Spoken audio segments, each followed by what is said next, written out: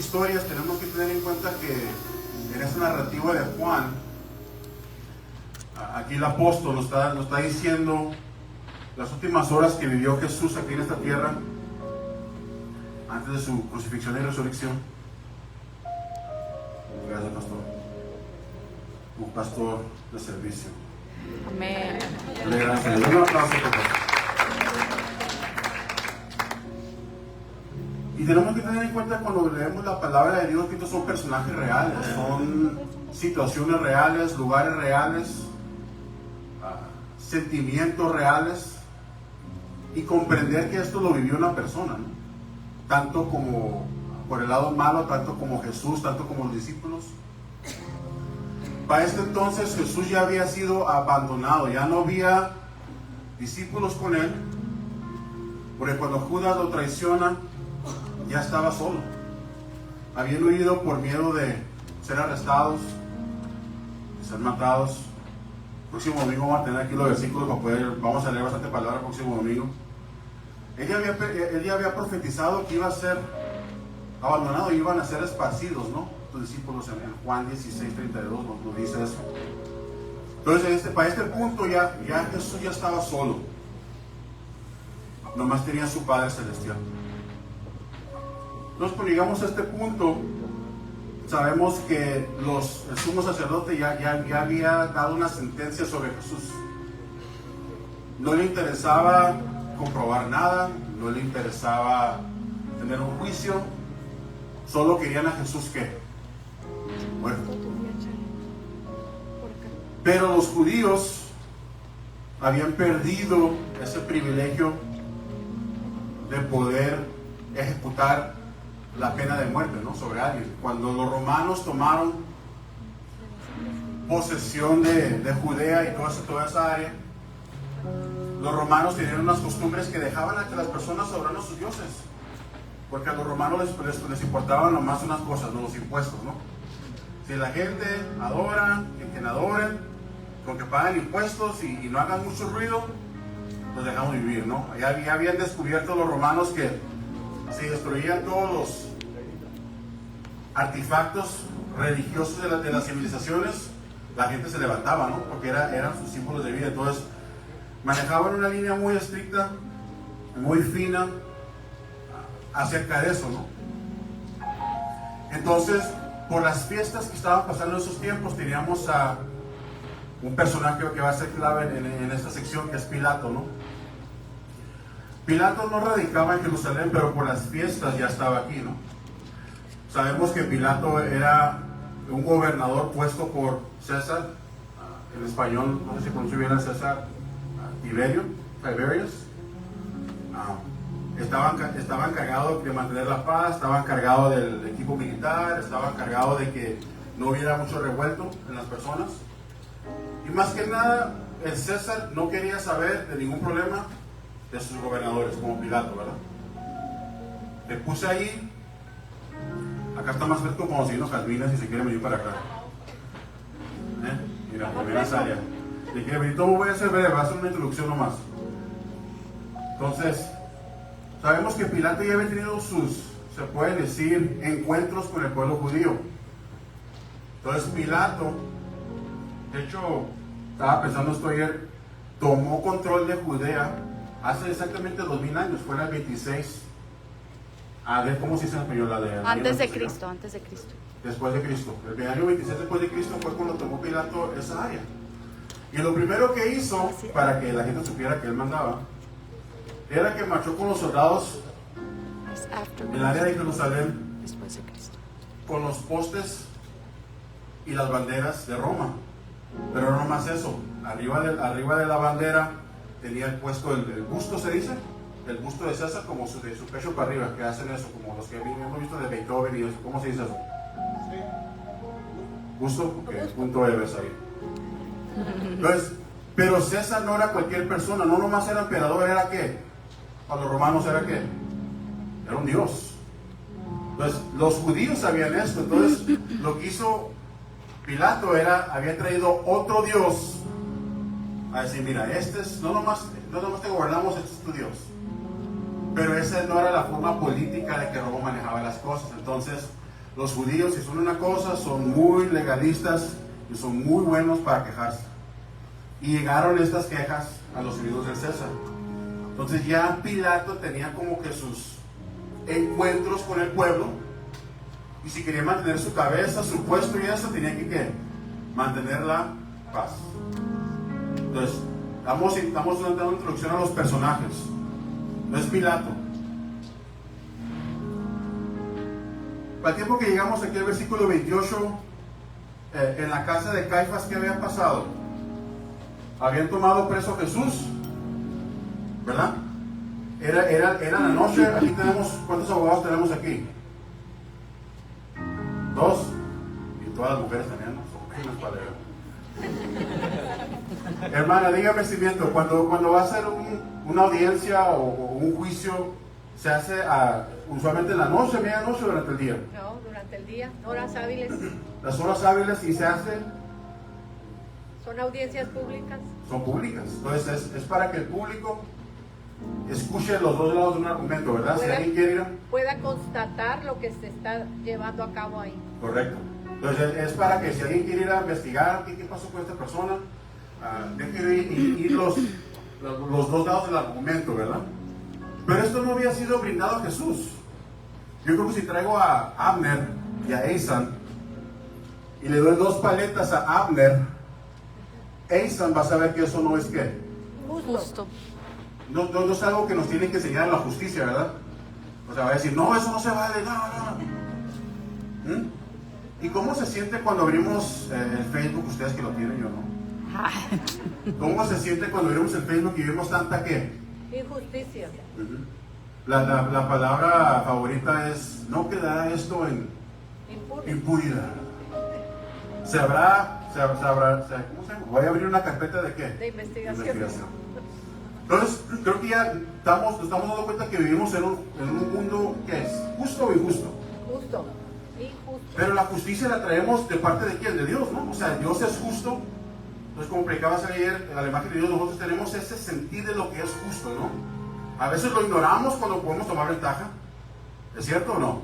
O nomás soy yo. Ok, nomás yo. Quizás lo quise ignorar, sabía que no era justo, pero lo quise ignorar cuando era mi ventaja.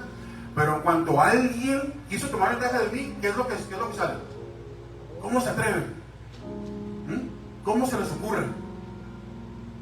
Es injusto que estemos en el calor que yo le quiero mover ahorita. Entonces la justicia es algo que uno ya trae por Dios, por naturaleza, y que uno quiere siempre estar en el lugar correcto. Nadie quiere que, si yo agarro a alguien y le digo, no, tú Eric, hiciste esto y esto enfrente de todas las personas, ¿te da vergüenza o no? Aunque no sea cierto, algo lo va a marcar a él. Y si se pasa la mano, si se para la mano blanca y dice, no, yo lo miré que hizo esto, ¿cómo te vas a sentir, Eric?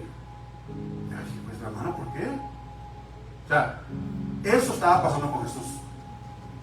Estaba cansado, ya habían horas de que había comido. Acuérdense que Jesús era 100% humano y 100% ¿qué?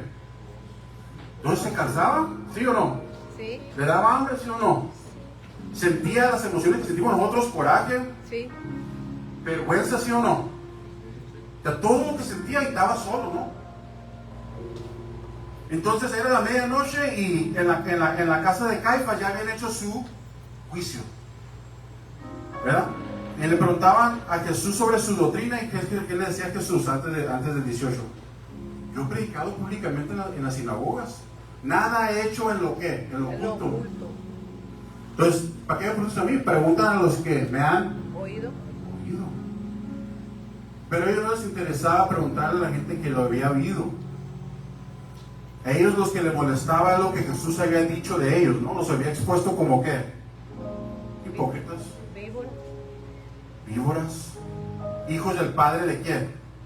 Diablo. Entonces, Sepulcros blanqueados. Ahí está. Entonces tenemos al sumo sacerdote, el líder espiritual de Israel. Por eso este versículo lo puse como primero, porque tenemos el versículo que yo considero uno de los versículos con más ironía en toda la Biblia. Llevaron a Jesús de casa de Caifás al pretorio. El pretorio es donde vive Pilato por ese tiempo, Era de mañana y ellos no entraron al pretorio por no contaminarse y así poder comer la Pascua. El pretorio era un lugar público que abría en la mañana. Entonces, para evitar todos los casos que se pudieran hacer delante de Pilato, porque Pilato también era el juez, ¿verdad? Era gobernante, juez, director militar, era todo eso. Dijeron, hay que ganarle tirón a todas las personas, hay que tener a Jesús aquí.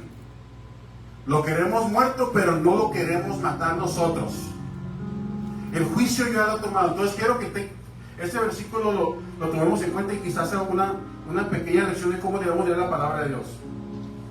Tienes a Jesús, el Dios hombre, injustamente detenido. Ya lo habían bofeteado, ya lo habían humillado, ya habían esparcido sus seguidores. Y están preocupados los judíos por no contaminarse. Quiero que piensen en esto. Tienen a Jesús atado, pero yo no puedo entrar al lugar de juicio para no contaminarme. Pero los judíos habían llegado con el pretorio no por un juicio, habían llegado para que ejerciera su poder y lo que matar. Entonces, ¿cómo es que no me quiero contaminar para poder celebrar la Pascua mientras que tengo a Dios con las cosas que ya dijimos que le estoy haciendo, pero quiero celebrar la Pascua? Entonces, ¿celebramos la Pascua o lo celebramos religiosos porque nomás eran libros o lo celebraban para honrar a quién? A Dios, según ellos. Entonces, piensen nomás en ese momento. Entonces, nos damos cuenta del espíritu religioso no es para honrar a Dios, es para honrarse a quién. A ellos mismos. Yo soy digno de esto. Yo no me contaminé, yo soy digno de recibir esta Pascua. Él no es digno. Mi preso no es digno. Yo soy digno porque yo no me contaminé. Y la Pascua sabemos que es uno de los festivales más grandes de las tradiciones judías y también las escrituras, porque ¿quién sabe lo que es la Pascua? Sabemos que el pueblo judío estaba en un clamor por ¿cuántos años? 400 años de esclavitud en Israel, ¿no?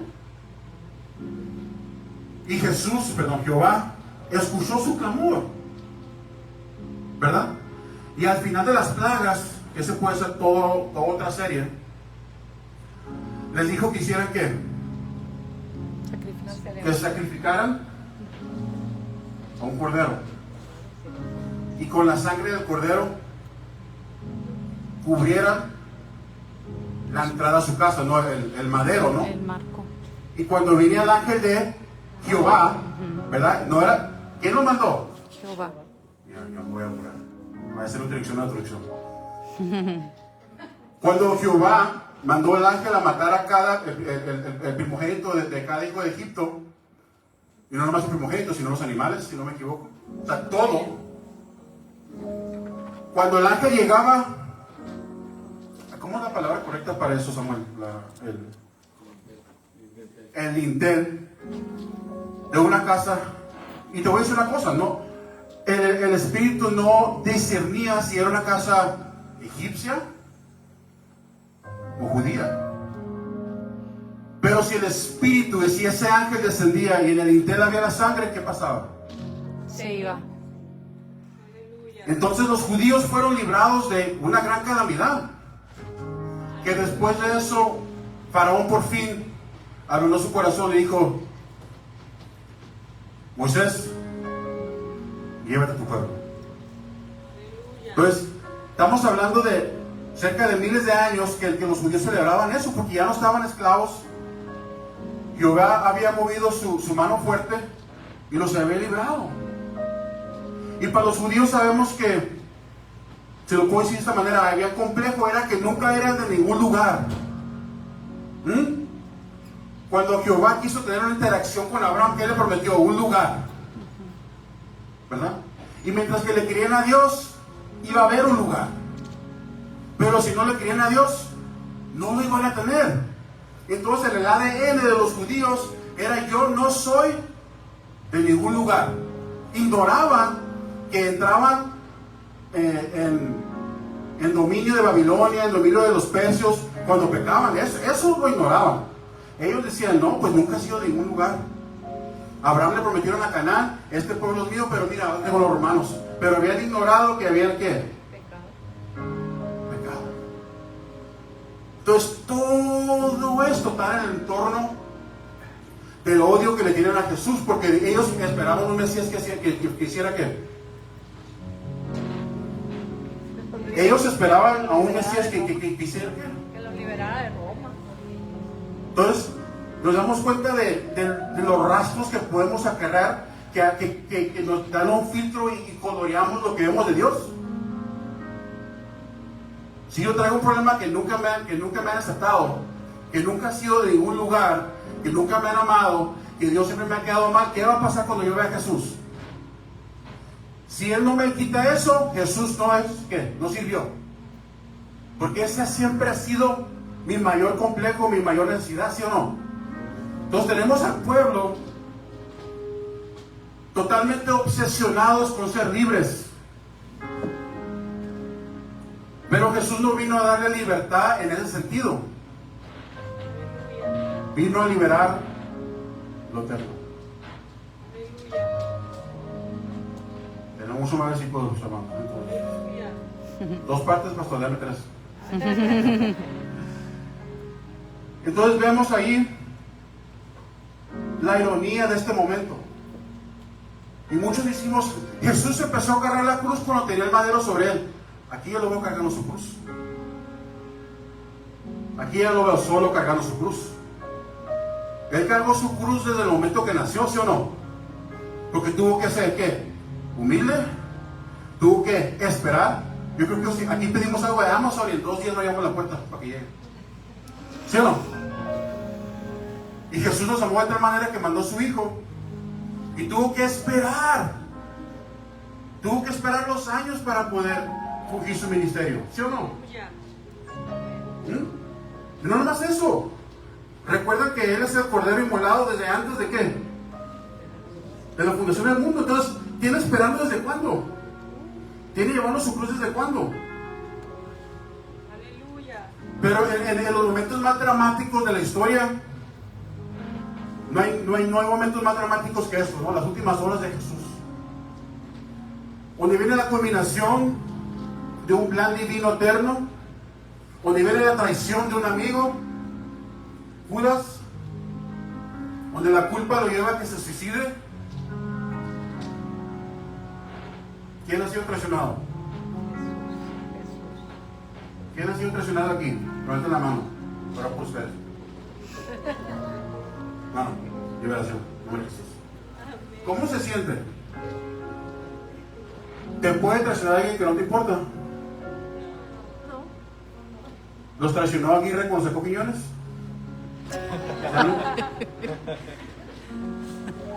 ¿Sí o no? Amén. ¿Cómo se siente la traición? A ver si no se inclinan los labios.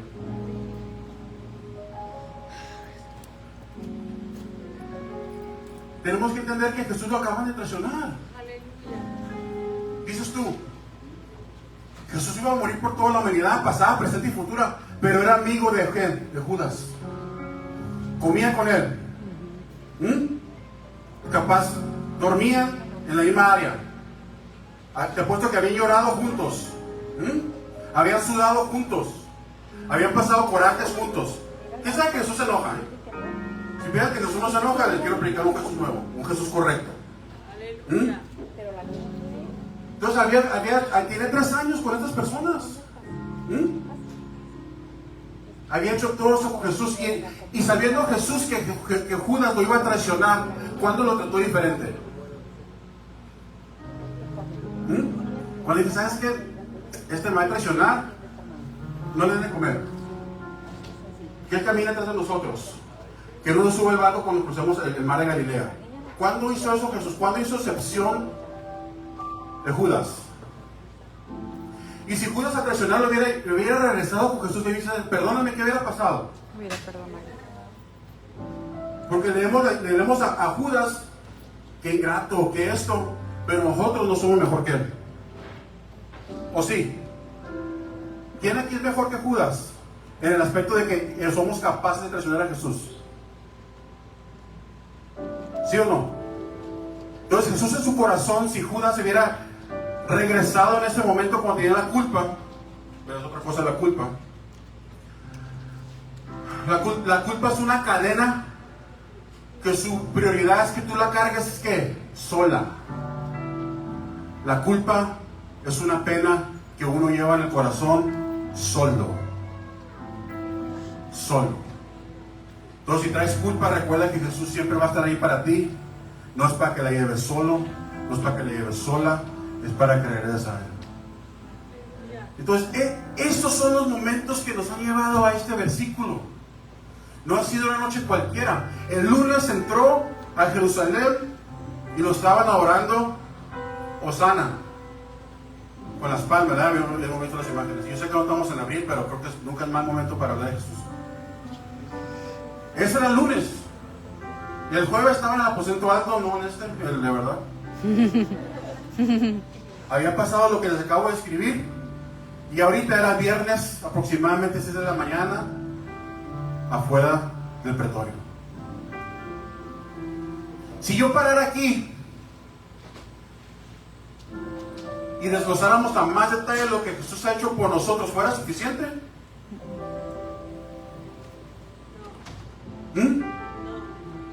Pero aquí estaba cargando su cruz solo, siendo juzgados por su propia creación, siendo señalado, y él, mira, callado.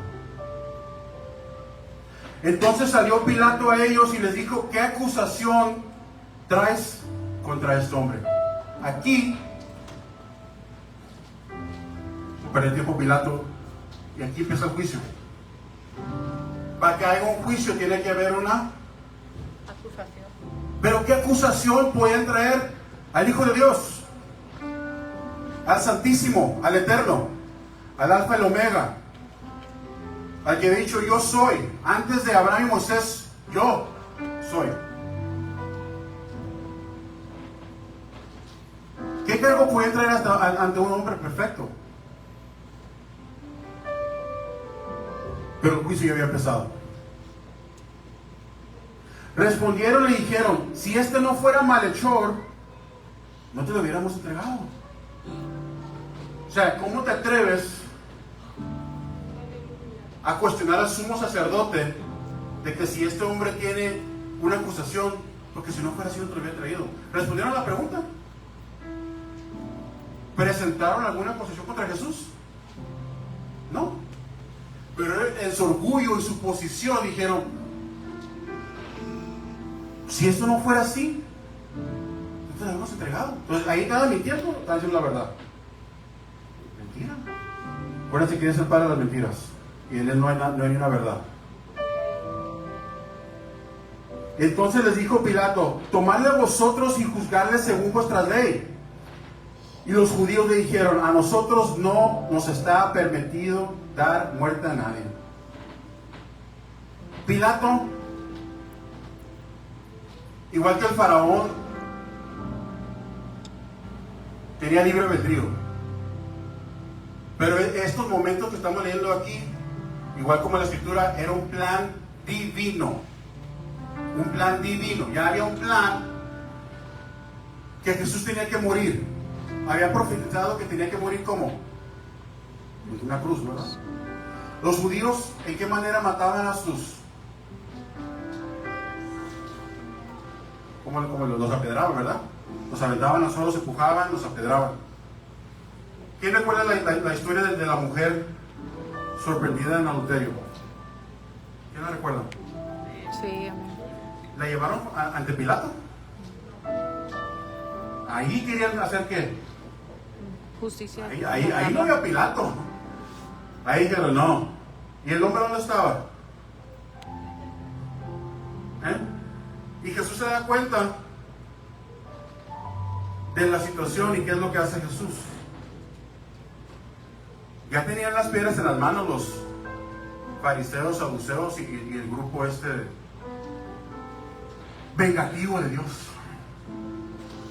Los Avengers. ¿Qué dice Jesús? El que esté libre de pecado, tire la primera aviente la primera piedra. ¿Dijo no la maten? No dijo eso. Mátenla. Pero el único digno de juzgarla y de llevar esa sentencia tiene que estar libre de pecado. So, ahí nos da una ventana a las leyes que Jesús mismo se puso. Él no te puede venir a rescatar, juzgar, ni nosotros mismos condenarnos si Él no fuera ¿qué? Perfecto. Si Jesús hubiera cometido tan solo un pecado, ¿te pudiera redimir? No. ¿Te pudiera condenar? No. ¿Tuviera la autoridad para decirle eso a esos hombres? Entonces las leyes de Dios son universales. Él vive por esa misma ley, ¿o no? ¿O no vivió por su misma ley? ¿Hizo lo que quiso o no? No, hizo lo que tuvo que hacer. ¿Fue fácil? No, no fue fácil. Entonces le dijo a los hombres: el que esté libre de pecado, que arroje la primera piedra. ¿Y qué empezaron a hacer los que estaban ahí? ¿No es interesante que y nosotros también, cuando los fariseos, saduceos y los grupos se enfrentaban a Jesús, se enfrentaban a una verdad que no les gustaba? ¿No se dan cuenta? ¿Nos damos cuenta de eso? O sea, siempre que era una confrontación con Jesús, no les importaba cambiar lo que fue incomodado. Les importaba cambiar el que los incomodó. ¿Sí? No había un momento que uno decía: ¿sabes qué? Pues, ¿por qué me siento así cuando Jesús habla? ¿Qué hay en mi corazón? ¿Qué hipocresía hay aquí en mi corazón que yo tenía que cambiar? No, era: lo callo, lo mato, ignoro eso y sigo siendo yo santo. Y sigo siendo yo sumo sacerdote. Y sigo siendo yo respetado por las multitudes.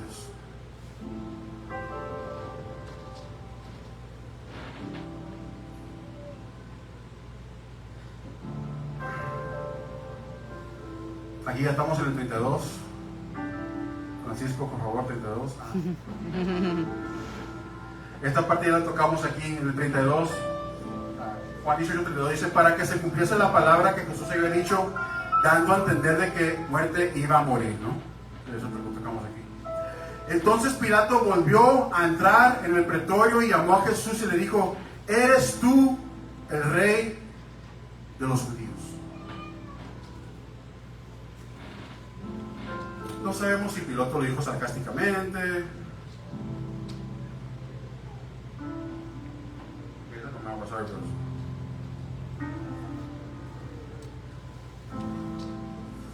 Roma sabía que Jesús no era una amenaza para ellos. Ya habían sabido de su ministerio y la amenaza para Roma era alguien que levantara una revolución, alguien que incitara al pueblo contra Pilato o contra César. Eso era una amenaza para la estabilidad de Roma. Pilato sabía que Jesús no era. Pilato, en cierta manera, en esta historia forma el personaje como de nuestra conciencia, ¿no? De lo que queremos en lo secular. Se puede ver de esa manera.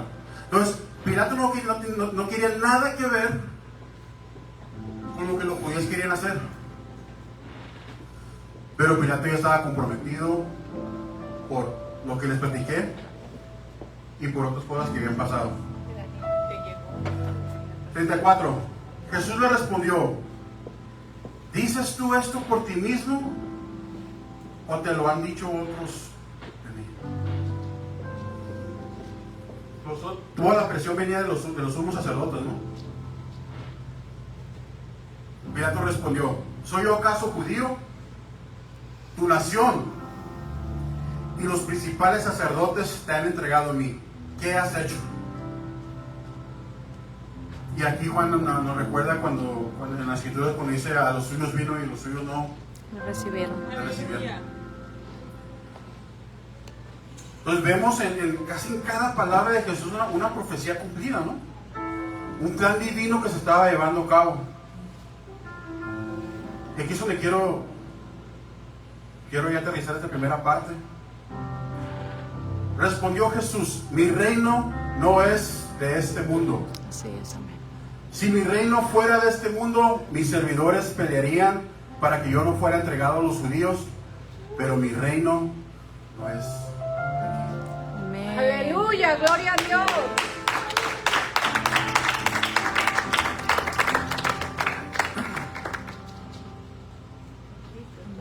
Los reinados en la historia de la humanidad se han conseguido de varias maneras. Se han establecido, se han heredado, se han peleado, se han robado.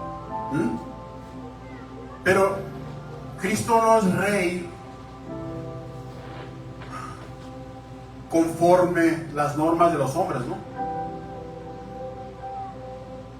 Cristo es rey conforme a su naturaleza.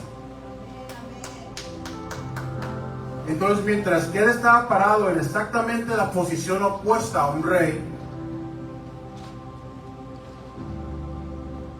sabía que lo que él estaba peleando y el reinado que él había acercado no era de este mundo. Los romanos lo pasaron desapercibido. Los judíos no lo puedo decir que lo pasaron desapercibidos, porque sí lo percibieron, pero no lo quisieron. Entonces, si quieren poner de pie.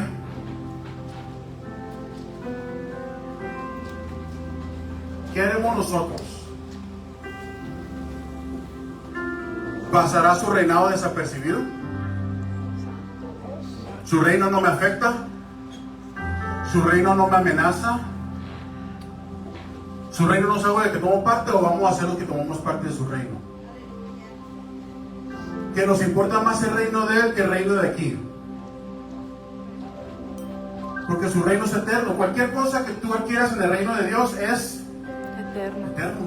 Amén, gloria a Dios. Empezando pues para recibir todas esas bendiciones tenemos que estar en su camino y en su reino, no ser hijos de él. Amén. Entonces quisiera concluir con esto. Aquí a la mitad de este relato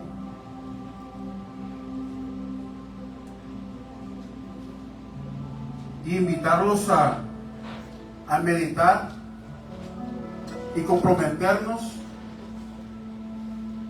si vamos a amar el reino de la tierra o si vamos a amar el reino de Dios. ¿Podremos amar el reino de Dios mientras que Jesús está atado? Sí. Porque él traía el reino con él en sí mismo. No lo tenía que yo ver glorificado para saber si usted quería el rey. Entonces, si estamos esperando en nuestra vida ver a Jesús, si no baja físicamente en su trono para convencerme que es un rey, nos falta fe. Y nos falta esto.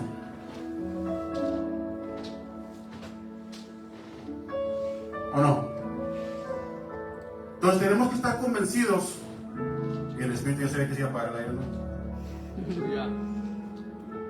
Tenemos que estar convencidos de que sea un bebé, sea un estable, sea un adolescente, esté predicando en la sinagoga, esté atado, nunca dejó de ser rey. Amén, gloria a Dios, así es.